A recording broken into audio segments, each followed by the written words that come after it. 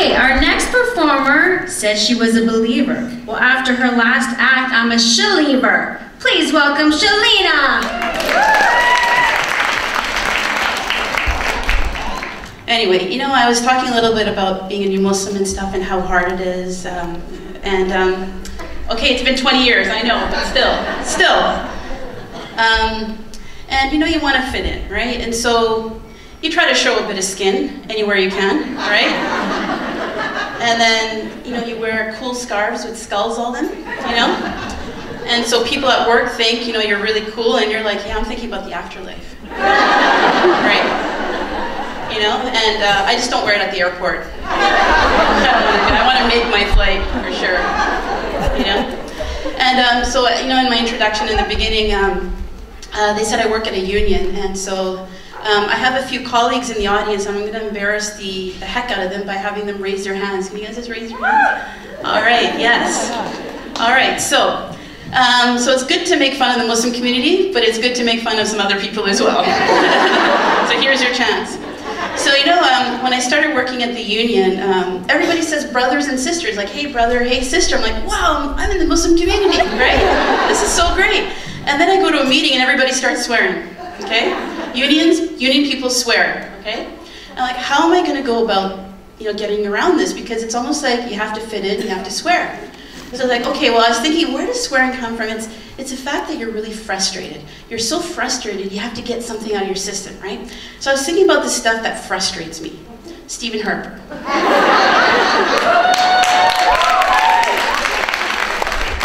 George Bush. He's gone, so it's not so much. Israel. Not the Jewish people, Israel. Okay. So like, I was in meetings, and we're having meetings, and the boss says something, and people, oh, that really sucks, bleep, bleep, bleep, and then I say, Stephen Harper! Everybody's like looking at me. And then, you know, another meeting, you know, this is bad, and we have a deadline tomorrow, and people are like, oh, bleep, bleep, bleep. And then I'm like, George Bush! Everybody's like, so then, they didn't like that, you know? So my boss called me into his office, and I had a performance appraisal, and he said, you're not getting a raise next year. So I was like, oh my God. So I had a different idea. I actually have an example of it.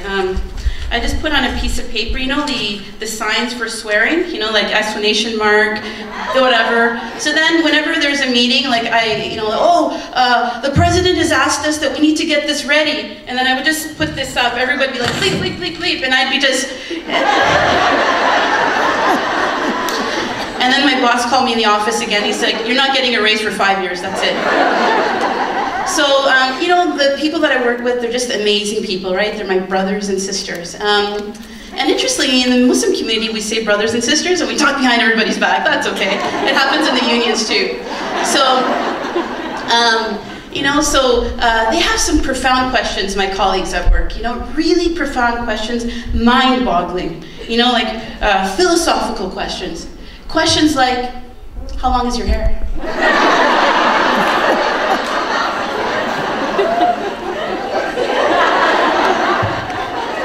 What color is it? Are you hot? You're gonna have to ask my husband that. I'm humble, okay?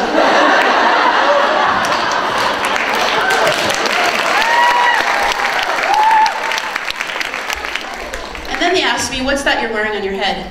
I say to them, you're not gonna be able to pronounce it. They're like, try it. Are you sure? Okay, drink some water, let's pronounce it, roll your tongues. Ready? Scarf.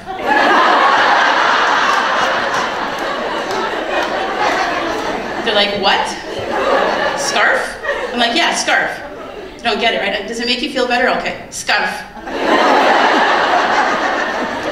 And then I try to talk to them about the merits of wearing scarf, right? I say, you don't need plastic surgery. This is a great way to hide a double chin.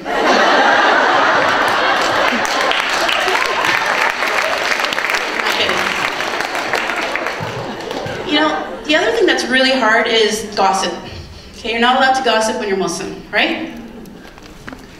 Jesus said, our peace be upon him, our prophet, Jesus said that when you talk behind your brother and sister's back, it's like you're eating their flesh. I don't think in Jesus' time they had Miley Cyrus twerking everywhere.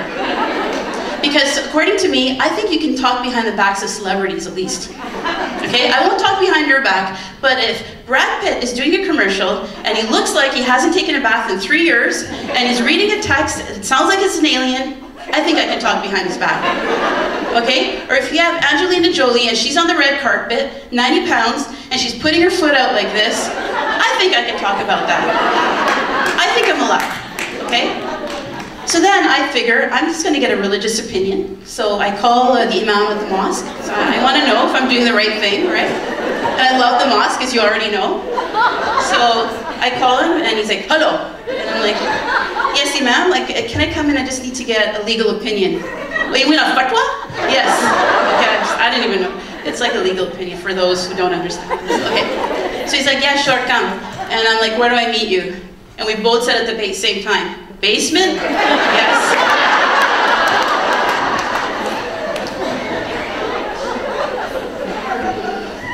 So I meet him in the basement. And there weren't lights on, by the way. No lights. Men's section, lights. Women's section, no lights. So I trip and I sort of sprain my ankle. And I'm like, I sprained my foot, there's no lights. Maybe you want to put, it's your fault. So then I say to him, you know, like, Miley Cyrus. He's like, Miles, it is very close to the mosque. We make the mosque in downtown, so everybody can walk to the mosque. I'm like, no, I'm talking about Miley Cyrus. You know, she's twerking, she's moving her hips like this. And he's like, hips? Belly dancing? Belly dancing is okay in our religion. No problem. And then he's like, what is this on your nails? I say, it's an M&M. What is an M&M? It's a Muslim manicure.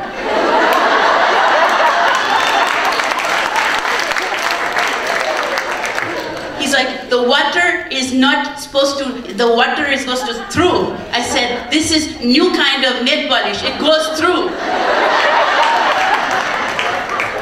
So anyway, he left, I just gave up with him. And then my husband gives me a call and he's like, oh, there's food at the mosque. There's an iftar, so you want to go? I said, what, food? And he's like, yeah, food.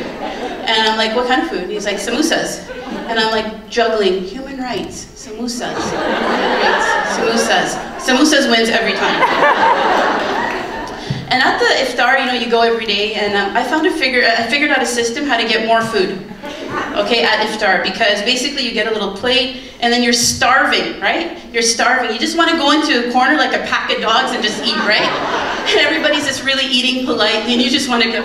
So then I figured a way, like, you get in with the sister who's coordinating the food, okay? You get to know her. First day, you're, hi, oh, your hijab is really nice. Really? Oh, yeah.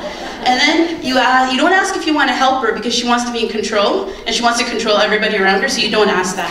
Third day, you give her a gift. She's putty in your hands, okay? If you're supposed to get 2 samosas, you get 5, all right? And you just throw them in your purse and you leave.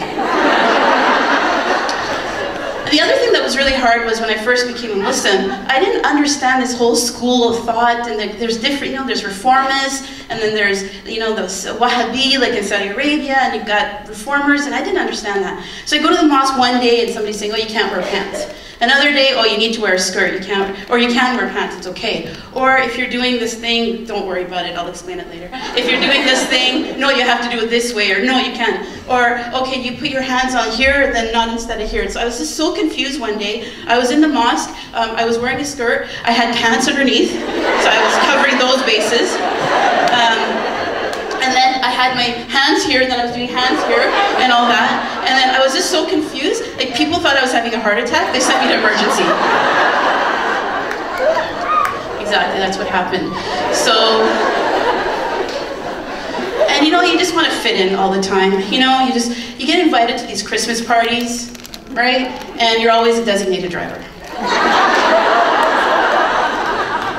Even if you wear like a skull scarf, it's still not cool. Not cool enough.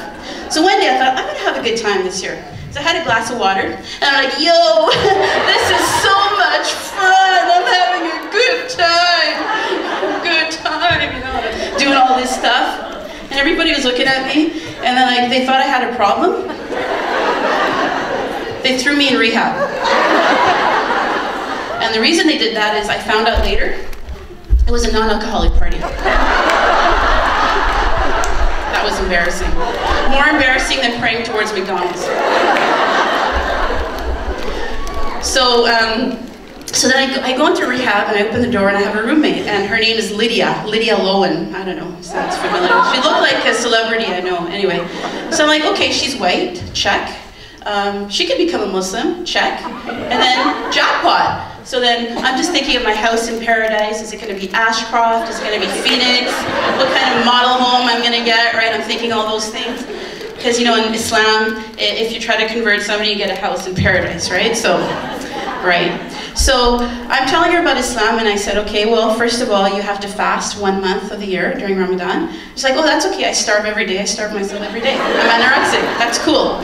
You have to be nice to your mom. Can't do it. That's fine. And then I didn't want to talk about alcohol. I felt, you know, she's feeling bad already as it is, so I didn't talk about that because she's in rehab, right? And I said, well, do you like a party? She's like, I love parties. So I said, you want to go to the Eid party with me? And she's like, what's Eid? So I tell her there's this party, and she's like, are there going to be guys? I'm like, yeah. And then I said, we're going to be praying behind them. And she's like, even better, I can see their butts. So then we're trying to figure out what she's going to wear. She's like, what should I wear? I'm like, people don't care what you look like. Yeah. As if I believe that, right? You've seen Eid prayer, how it is, how everybody's dressed. And then she goes, should I wear Yves Saint Laurent, Givenchy? You know? And then she said, you know what? I'm going to wear Zara because it sounds Arabic. So she wore Zara and we're there. And you know how Eid prayer are? You know how focused people are during Eid? And you can hear everything the Imam's saying? Right? Right? You can hear everything the Imam's saying. So Lydia, she's sitting beside me, she's getting really irritated. So she slips a note to the Imam, okay, right in front, and the Imam stops talking because nobody's listening to the Imam. And he just says, H&M. Everybody stopped talking, okay? Hijabs for Muslims, okay? So everybody was quiet, and then they ran to the hijab stall. They didn't run to the hijab stall, they ran to Bayshore Mall. So anyway, you know, I think she learned something about that. And the other person that I think could benefit from Islam is Rob Ford. We've been hearing about, you know, Rob Ford a lot. And actually, I think about the transformation of Malcolm X. And I can imagine Rob Ford, like Rob Ford, you know, when Malcolm X went to prison, he was a criminal. Rob Ford is a criminal. Malcolm X used to drink. Rob Ford drinks. Malcolm X used to do drugs. Rob Ford does drugs, right? And the other thing is, I was just imagining his name, like it could be Rafiq Ford or something like that, you know? And I think a way that I could convince him is I could just say, you're gonna get a lot of free stuff, right? And also, you know, he's very arrogant, right? And he doesn't listen to people. He puts women down. He thinks he's right. He's gonna fit right into our community.